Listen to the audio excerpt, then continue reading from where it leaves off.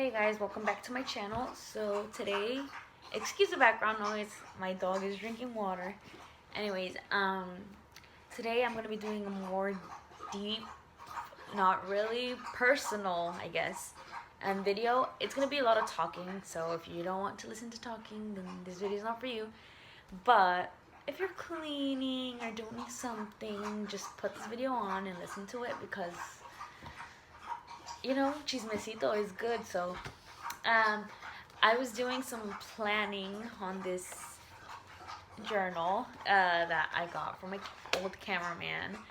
Um, and I went to the back and I found some writing prompts because I like to write.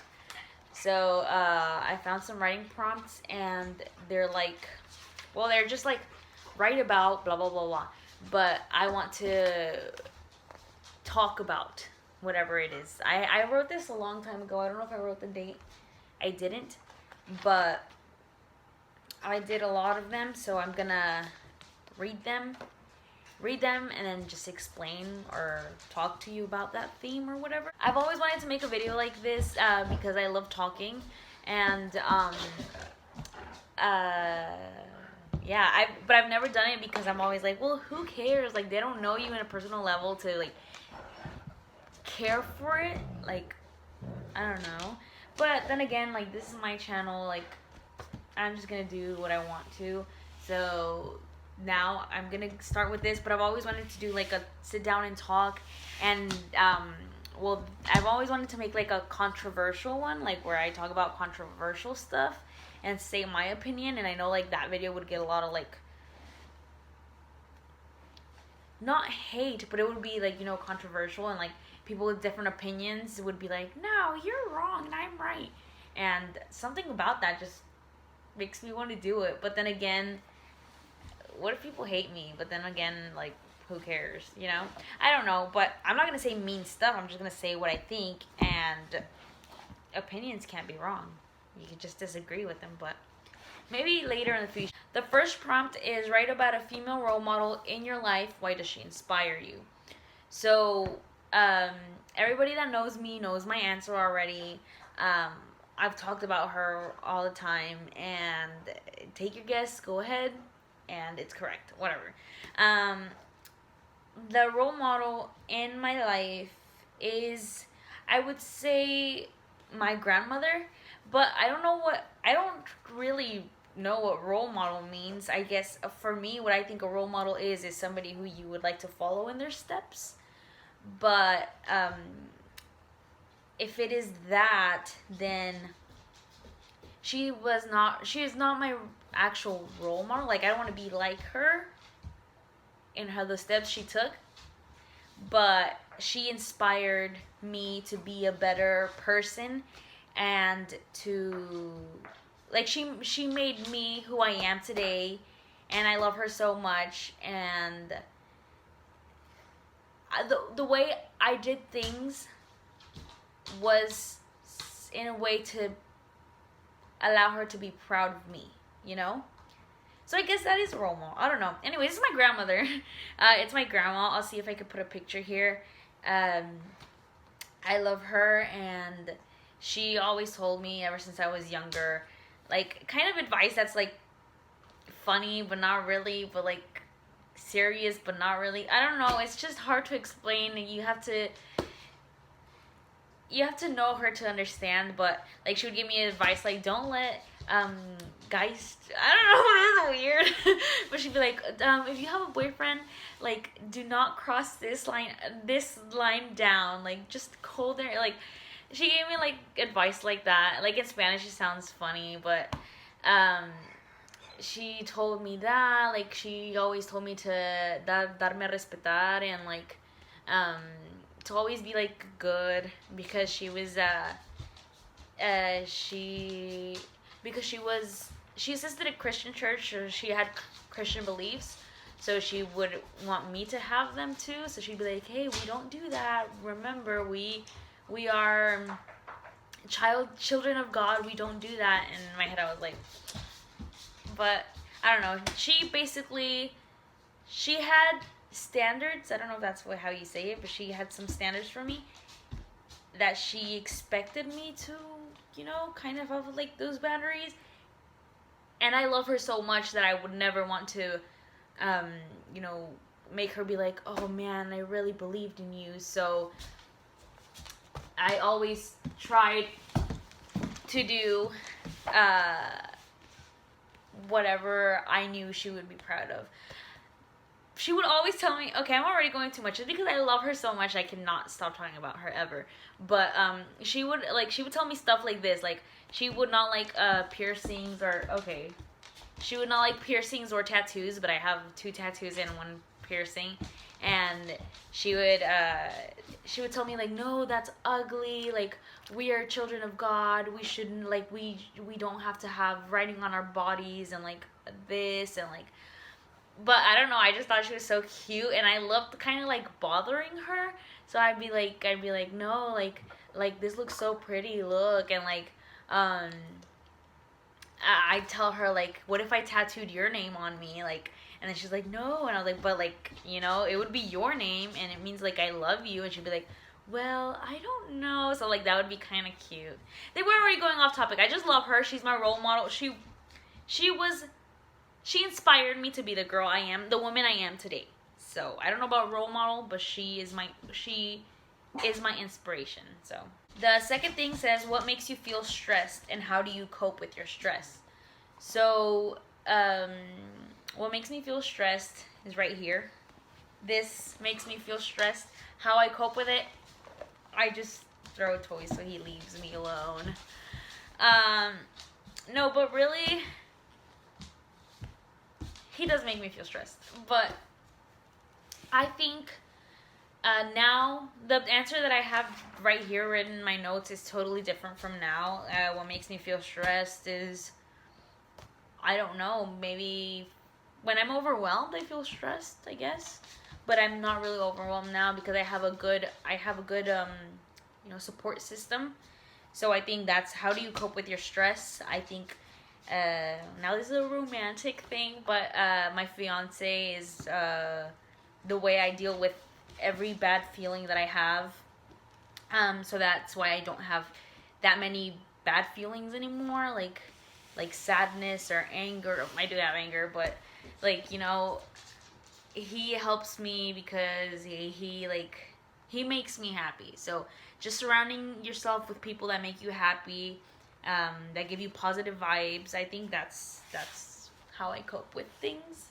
So the third one is write an essay explaining why forgiveness is important. Wow, okay. So I guess forgiveness is important because I feel like you have more peace, like, you know, rencor, I don't know how to say that in English, in English, like, guardar rencor, like, you know, saving that up, that energy from, oh, I hate them so much, I'm never forgiving them, that just makes you have negative vibes, and then, so, if you forgive, you just get those negative vibes away. But I think at the same time right now, like, everybody knows I hate this. Well, not everybody, but whatever. I hate this person so much. This one person. I've never hated everybody and nobody in my life. But this person I do not like. And this is like hypocritical of me, whatever. I don't know if that's the right word because I'm talking about forgiveness. But I'm never gonna forgive that person. And I wish them the worst. But forgiveness is important, so forgive everybody. Yeah, forgive, but never forget. It just makes you feel better. That's why it's important. So do it.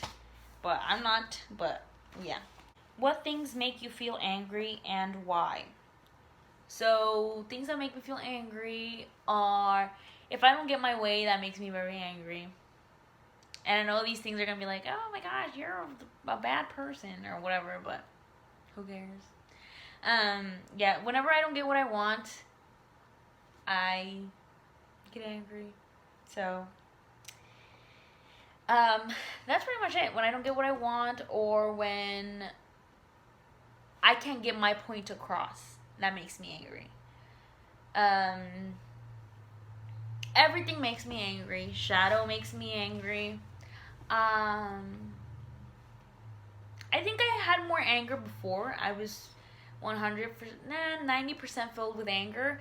Now I'm only 30% filled with anger. So, yeah, that's the only things that I can think of right now that make me feel angry. But right about the time you came close to death, um, I I have this story in my head, um, which is when I was younger, and I'll tell you, it's a pretty interesting story. So when I was younger, I know this is a not very safe story, but it's okay. Um, when I was younger, well, it was when we were younger, me and my little brother, we liked to go in the trunk of the back part of the car, the one where it has no seats, literally just like that, so you can put your grocery stuff in there. Um, but like of a closed car, not a car, but like a. I'll put a picture maybe. But anyways, we would like to climb over the seats and then climb and then just be there. Not safe. Don't do it. Sit down and buckle yourself because safety. But me and my brother would like to go and be back there and lay down and play and do stuff. But like whoever got there was the one who stayed there. So my family would go to church, and that day, one day, we were going to church and we all got in the car. I got in the back of the car, in the very back, and I was laying down and I fell asleep. And then so we went to church. My everybody got down and they went into church. I stayed in the car because I was asleep. So all the windows were up. It was a very hot day, and I was sleep, and then I woke up, and when I woke up, I was covered in sweat. Like literally, if I was in a pool and they just took me out and I went to sleep, like it was like that. So I was covered in sweat. My hair was wet. Like I just literally told you, it was like if I jumped in the pool, and I woke up and I was like, huh. Like, I looked around and I was like, nobody's here, but I knew we were at church because I know church. I know the building. So I was like, huh, okay. So I climbed over the seats to go back to the front, and I opened the car, and I felt the cold air in my body. And then I was like, okay, I'm going inside church. So I remember opening the door from church, and there's ujieres, like some people to make sure that everything's, going, like, organized. So there's one at the door greeting people. So so this guy, his name's Ivan. So if you know me, you know Hermano Ivan. He was there and he looked at me and then he's like, "Are you okay? Like, where were you? Are you okay?" And then I was just like, like that's all I remember. That's from there I don't remember, but I know the story. So like yeah, I don't know what he was probably thinking like, "Where were you? You're like soaked." But yeah, so I could have died because, I fell asleep in a very hot car, so I could have just in my sleep. And then I tell my mom this story all the time, like, remember when you forgot me in the car? And she's like, oh my gosh, I'm so sorry. Pobrecita mi niña, blah, blah, blah. But I could have died, but no. I'm here, so. Watch your kids. Also, don't think like, oh, she's a bad mother. How could she not notice you were not there? It's because whenever we got to church, me and Eric would sometimes run and sit with other people that we liked to sit with, just like our little friends or stuff. So we didn't really sit with her. We sat with different people because we wanted to. So she didn't notice because she was like, oh, I thought that you had ran, because me and Eddie would run as soon as we parked. Like, we would run out of the car and go inside church. So she saw my brother run, so she was like, oh, she probably ran with him.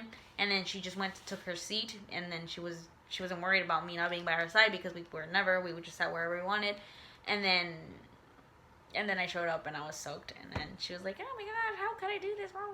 But that was a story where I almost came to my death. It would have been a peaceful death, but no.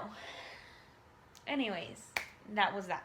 Okay, these last ones, like, there's some that are not really that, interesting. So like, there's like what made you angry recently. So that's not really like interesting because I already talked about anger. But the last two ones, I never checked them off because I never wrote about them. But they're right about swimming. Swimming is like, I would think, is the closest thing that you can feel to flying. Like, you flying your body, not in an airplane, because you're like floating. Whenever I dream that I'm flying, I'm swimming actually. Because I guess because my body doesn't know what it feels like to fly because it's impossible. So my brain's like, oh well, swimming is close enough. So every time that I want to fly in my dreams, I have control of my dreams. So that's pretty cool. So if I can realize that I'm dreaming, I can take control over my dream and do whatever I want. So sometimes whenever I'm in danger, I'm having like a nightmare or something, I'm like, wait, this is a dream. I'm like, I can just fly away. So then I just run, and I get down, and then I jump, and then I go. And then I'm flying.